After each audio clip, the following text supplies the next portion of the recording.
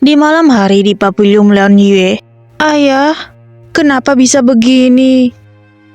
Keadaannya masih baik di pagi hari. Kenapa seketika pingsan, bahkan pingsan di kediaman Selir Shu? Kaisar, yang mulia? Bukankah menyuruhmu menemaninya tidur? Kenapa membuat Kaisar jadi begini? Aku tidak tahu, aku sungguh tidak tahu. Kaisar pingsan di kediamanmu. Selir Shu, aku tidak tahu yang kau sebutkan itu sungguh menyulitkan orang. Bukan aku, bukan aku. Seharusnya yang mulia terkena sebuah racun kronis. Dosis kecil berkali-kali yang bertumpuk memang tidak mudah diketahui. Tapi sementara belum tahu racun apa. Keracunan? Untung saja selamat. Selir Shu lancang, beraninya kamu meracuni yang mulia, benar-benar kejam. Apakah karena masalah pangeran ke-9 jadi Selir Shu melakukan hal kejam ini kepada Kaisar? Bukan aku masih mengandung anak Kaisar, mana mungkin aku meracuni yang mulia. Diam semuanya. Pengawal, periksa peralatan makan dan makanan yang dimakan Kaisar baru-baru ini. Sisanya ikut aku ke aula samping. Jangan ganggu pengobatan yang mulia. Kasim Li, kamu sudah ikut ayah bertahun-tahun. Aku yakin kamu tidak akan membohongiku. Sudah berapa lama sejak ayah sakit? Jawab yang mulia, setelah hamba hitung sudah sebulan. Awalnya hanya masuk angin, lalu batuk darah, tidak kunjung membaik, tak disangka. Kasim Li tidak perlu menyalahkan diri sendiri. Seseorang melakukan ini dengan sengaja. Beritahu padaku siapa yang paling dekat dengan ayah pada hari biasa. Dan siapa yang dia temui setiap hari, untuk memberi kita alur pemikiran dalam penyelidikan. Pertama, aku dan Liu yang lebih lama bersama Kaisar. Berikutnya adalah Nyonya Selirong. Kaisar mencintaiku, apakah itu salah? Kasim Li, lanjutkan. Lalu ada Nyonya Selir Shu dan Nona Wanrong. Terakhir ada putri ke-7 dan Nyunjing Yege. Kalau begitu, jika dihitung seharusnya hal itu terjadi tak lama setelah Nyonya Selirong disukai. Semua tahu kalau aku paling dekat dengan yang mulia. Jika aku meracuninya, bukankah kalian akan mencurigaiku? Selir Shu sering memberi cemilan kepada yang mulia belakangan ini. Siapa yang tahu dia memasukkan sesuatu atau tidak ke dalamnya? Kamu memfitnahku. Aku sudah lama mendengar kamu dan Nyonya King menyuap Kasim Liu secara pribadi untuk mengucapkan hal baik tentang dirimu di depan Kaisar. Kamu kira aku tidak tahu? Kebenarannya akan diketahui setelah diperiksa. Baik. Selirong dikirim ke istana terpencil oleh yang mulia, dan putranya ditempatkan di tempat yang sangat dingin. Tidak hanya menyimpan dendam, dia juga mengubah cara dengan menyenangkan yang mulia. Selain itu, dia juga berlagak seperti akrab dengan Wanrong. Memang aneh. Yang mulia, Kaisar sudah melewati masa kritis sekarang, namun butuh lebih banyak waktu untuk menghilangkan racun sepenuhnya. Sudah merepotkan dokter ajaib Du beberapa hari ini. Gawat, Kasim Liu tewas. Apa?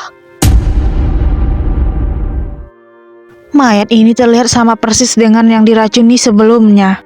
Diperkirakan wajah bertopeng ini memiliki pengaruh orang dalam di istana. Namun, dia meracuni Kaisar. Cepat panggil pemeriksaan mayat Shu kemari, lalu bawa seseorang untuk mencari barang-barang mencurigakan di kediaman ini. Terutama barang-barang yang digunakan oleh Kaisar. Kita harus mengambilnya dan memeriksanya dengan cermat. Baik. Keesokan paginya di aula Yang Shin. Kakak keempat, apa yang sedang kamu lihat? Aku pernah lihat racun semacam ini sebelumnya. Saat pengasuh meninggal, telapak tangannya berkeringat dan sedingin es. Jari-jarinya berwarna abu-abu. Terkadang dia batuk darah. Ada apa dengan kakak keempat? Tidak apa-apa, jangan takut. Aku akan mengikutinya dan segera kembali. Di ruang baca istana Jingxi. Maksudmu orang yang meracuni pengasuhmu di masa lalu dan orang yang meracuni Kaisar sekarang menggunakan racun yang sama? Aku khawatir bukan hanya itu. Kamu sedang mencurigai Pangeran Gong? Tadi malam, Jin Han datang mengunjungi Kaisar sebelum pelatihan. Aku juga hanya curiga saja, meski tubuhnya juga sakit, tapi tidak rapuh seperti kelihatannya. Jika benar dia menyembunyikannya dengan sangat baik. Aku menemukan ini dan mencatat beberapa rahasia kerajaan. Di tahun-tahun awal, Kaisar bermaksud untuk menyerahkan tahta kepada Pangeran Gong. Surat-surat ini seharusnya dikumpulkan oleh ayahku yang tumbuh bersama Kaisar sejak kecil. Dia juga tahu apa yang terjadi pada saat itu, meskipun tidak disebutkan namanya. Tapi tidak sulit melihat bahwa Pangeran Gong sudah terluka parah saat itu. Selain itu, juga ada pemberontakan keluarga Fuja. Pangeran Gong sepertinya juga ikut terlibat. Sudah kuduga masalah waktu itu tidak sesederhana itu. Akhirnya aku menemukan kalian. Jasad itu memang diracuni orang, dan racun itu juga terdeteksi di tangan. Dokter ajaib Du menemukan bahwa selain Rosemary dan Datura, ada juga benda lain. Racun yang sama yang ada di tubuh pengasuh. Kotak ini berisi cincin yang ditemukan di perut mayat. Jika beracun, itu juga akan dilarutkan oleh asam lambung. Tidak akan ditemukan apapun. Tapi cincin ini pasti sangat penting. Kalau tidak, dia tidak akan menelannya. Ukiran di cincin ini tampak tidak asing. Itu dia, ini adalah teknik tradisional pabrik sulam merah. Jauh lebih mudah setelah tahu asal-usulnya. 2 hari kemudian di aula Yangshin. Kaisar. Pagi ini tabib bilang Kaisar sudah tidak bisa selamat lagi. Kaisar sangat menyedihkan. Itu sebabnya kita tidak boleh jadi orang yang terlalu hebat. Kamu membuat aku dan anakku berpisah, maka aku akan membuatmu sengsara.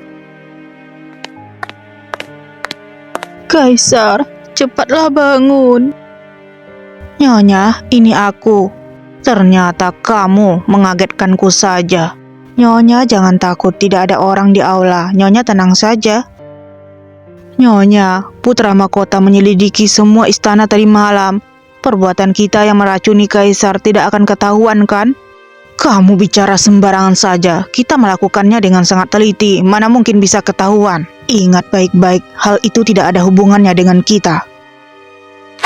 Ternyata benar kamu. Apa yang aku tidak tahu apa yang kalian katakan. Kamu masih berdalih? Kami sudah mendengar semua ucapanmu tadi. Kamu yang meracuni Kaisar. Apa aku bilang? Mana mungkin tidak ada satu pelayan pun di aula ini. Ternyata putra mahkota dan istrinya mencari kesenangan di sini. Kedatangan kami yang tidak tepat. Kamu memfitnah orang? Kamu kira hanya kami yang mendengar ucapanmu tadi?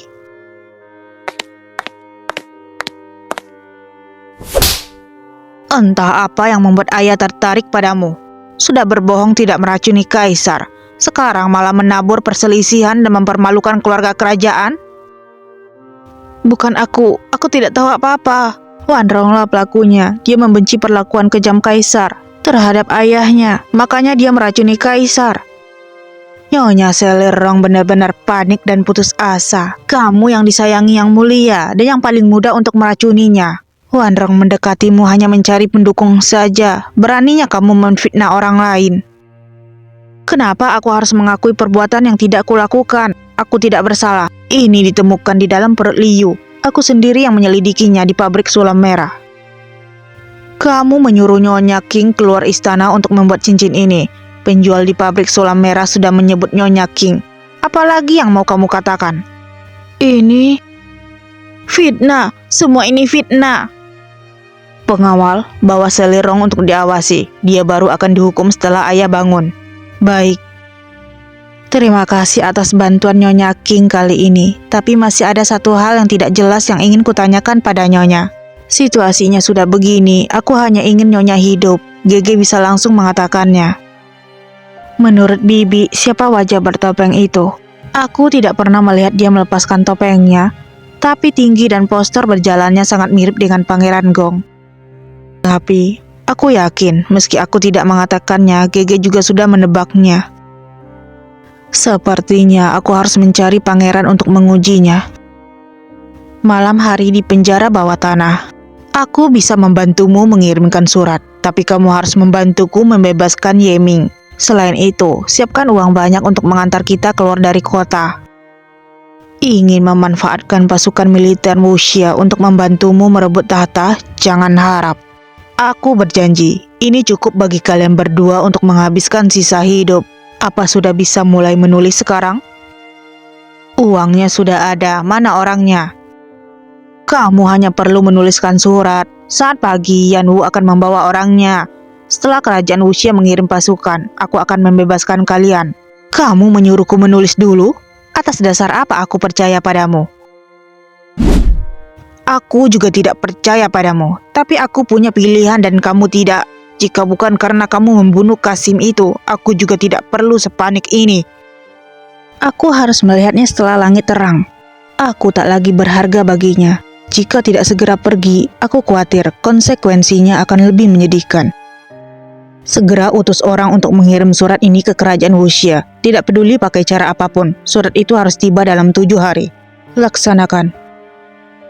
Tuan, perbuatan Selirong dan yang lainnya sudah terbongkar. Apa kamu ingin mengirim seseorang untuk menangani mereka sambil menyelamatkan bocah itu? Tidak perlu. Situasi mereka sekarang juga tidak baik karena Xuan Yu mencurigaiku. Tidak ada gunanya terus berpura-pura. Misi malam ini harus berhasil. Pergilah. Baik. Misi? Mereka mau apa? Menyerang istana kekaisaran di malam hari dan membunuh Selirong? Tampaknya Jing Han benar-benar berhubungan dengan wajah bertopeng. Siapa di sana? Ini aku, orang sendiri. Kelinci sialan, dia membohongiku kalau aku tidak akan terlihat selama 1 jam. Ternyata hanya sesingkat ini. Nona Guing, ada hal yang ingin kudiskusikan dengan pimpinan. Ayo pimpin jalannya. Masuklah. Yun Ying?